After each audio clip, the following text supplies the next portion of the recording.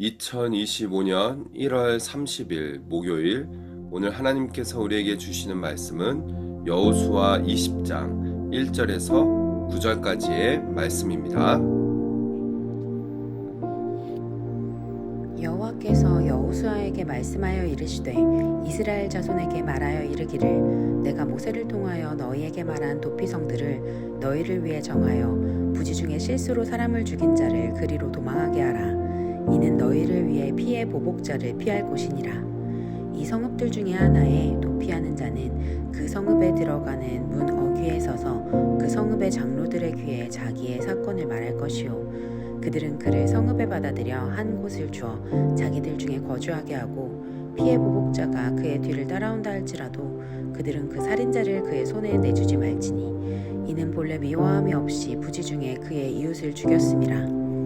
그 살인자는 회중 앞에 서서 재판을 받기까지 또는 그 당시 대제사장이 죽기까지 그 성읍에 거주하다가 그 후에 그 살인자는 그 성읍 곧 자기가 도망하여 나온 자기 성읍 자기 집으로 돌아갈지니라 하라 하시니라. 이에 그들이 납달리의 산지 갈릴리 게데스와 에브라임 산지의 세겜과 유다 산지의 기럇 아르바 곧 헤브론과 여리고 동쪽 요단 저쪽 르우벤 지파 중에서 평지 광야의 베셀과 갓 지파 중에서 길르앗 라못과 므낫세 지파 중에서 바산 골란을 구별하였으니 이는 곧 이스라엘 모든 자손과 그들 중에 거류하는 거류민을 위하여 선정된 성읍들로서 누구든지 부지 중에 살인한 자가 그리로 도망하여 그가 회중 앞에 설 때까지 피의 보복자의 손에 죽지 아니하게 하기 위함이라. 할렐루야. 오늘도 새로운 하루 하나님의 말씀으로 시작하는 우리 성도님들을 주님의 이름으로 사랑하고 축복합니다.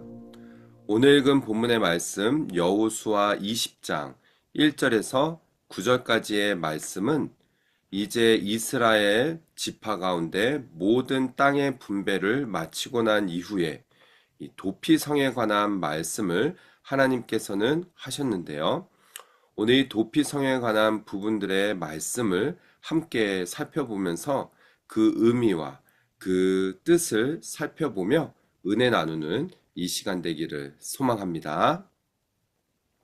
자, 본문의 1절입니다. 여호와께서 여호수아에게 말씀하여 이르시되 이스라엘 자손에게 말하여 이르기를 내가 모세를 통하여 너희에게 말한 도피성들을 너희를 위해 정하여 라고 말하고 있습니다.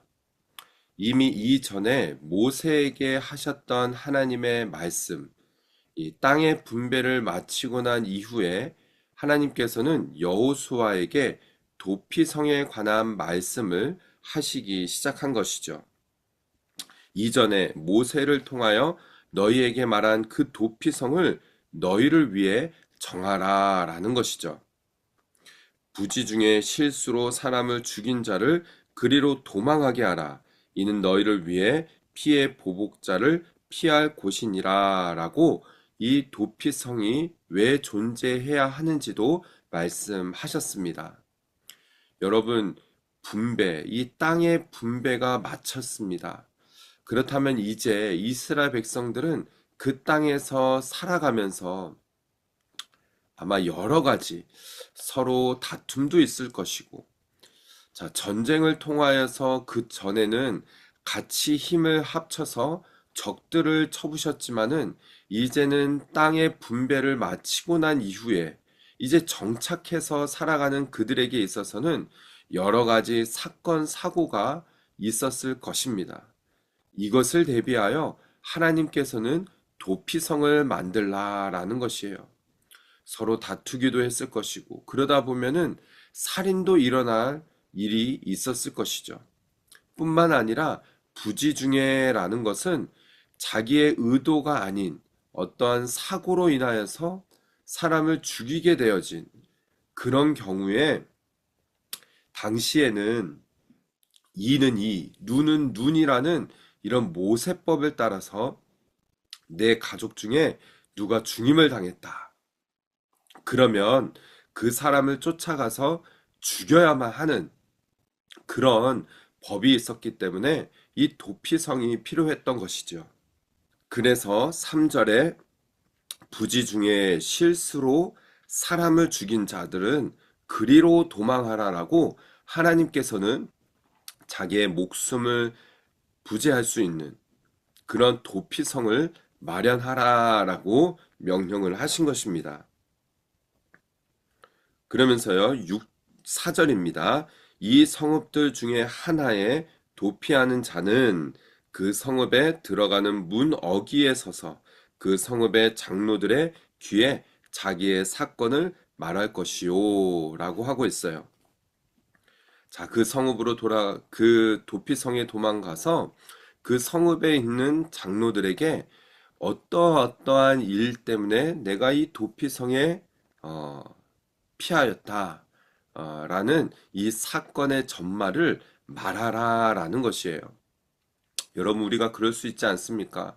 나는 전혀 그런 의도로 말한 것이 아니고, 나는 전혀 그런 의도로 이 사고가 일어난 것은 아닌데, 한 사람이 오해하고 이런 누명을 쓴 일들로 인하여서 그 성읍에 있는 장로에게 자기의 이 사건을 전말을 이야기하라는 것이에요. 그들은 그를 성읍에 받아들여 한 곳을 주어 자기들 중에 거주하게 하고, 자, 이 도피한 사람을 보호해 주라는 뜻입니다. 그러면서 피해 보복자가 그의 뒤를 따라온다 할지라도, 자, 보복자가 그를 죽이려고 따라올지라도 그들은 그 살인자를 그의 손에 내주지 말지니라고 합니다.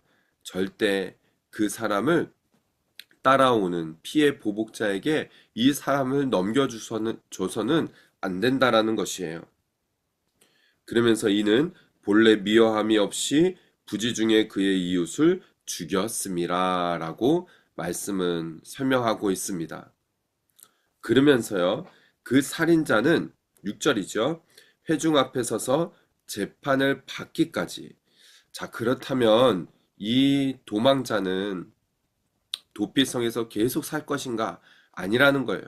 재판을 받기까지 또는 그 당시 제사장이 죽기까지 그 성읍에 거주하다가 그 후에 그 살인자는 그 성읍 곧 자기가 도망하여 나온 자기 성읍, 자기 집으로 돌아갈지니라 라고 말하고 있습니다. 여러분이 재판을 받기까지는 이해가 가지만 그 성읍에 제사장이 죽기까지는 좀 이해가 되지 않지 않습니까? 이것이 무엇을 말하는 것일까요? 만약에 이 도피한 사람이 그렇다면 이 제사장이 죽기만을 바라야만 하는 것일까요? 여기에는 의미가 있습니다. 여러분, 우리 이 도피성은 예수 그리스도를 상징하는 것이에요. 여기 제사장이 죽기까지, 아무런 죄가 없는 제사장이 죽기까지, 아무런 죄가 없는 예수님이 나를 위해서 죽으심으로 우리는 죄 사함을 받고 해방이 된 것을 말하는 것이죠.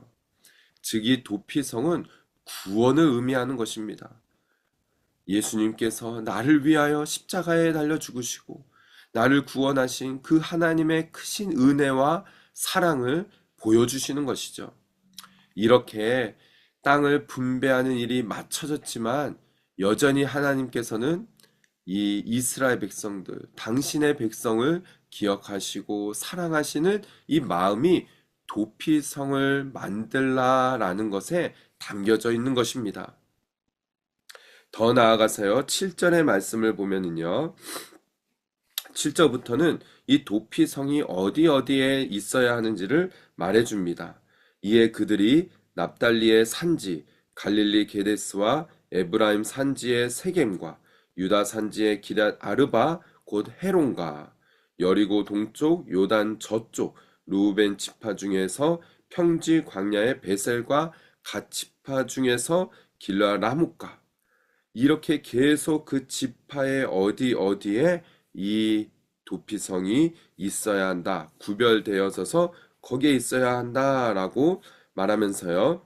이는 곧 이스라엘 모든 자손과 그들 중에 거류하는 거류민을 위하여 성전된 성읍들로서 이 부분이 중요한데요.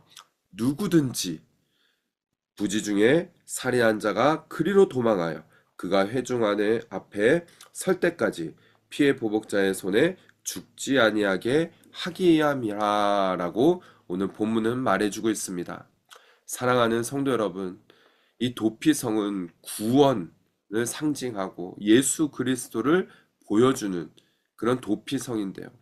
여기에서 누구든지 여러분 마찬가지입니다. 이 시대에도 누구든지 예수를 나의 구주로 영접하고 주님을 나의 주, 나의 그리스도 그렇게 믿음의 고백을 하고 나의 죄를 고백하고 회개하고 예수님을 나의 주님으로 모시는 사람은 누구든지 구원을 받는다라는 것이에요.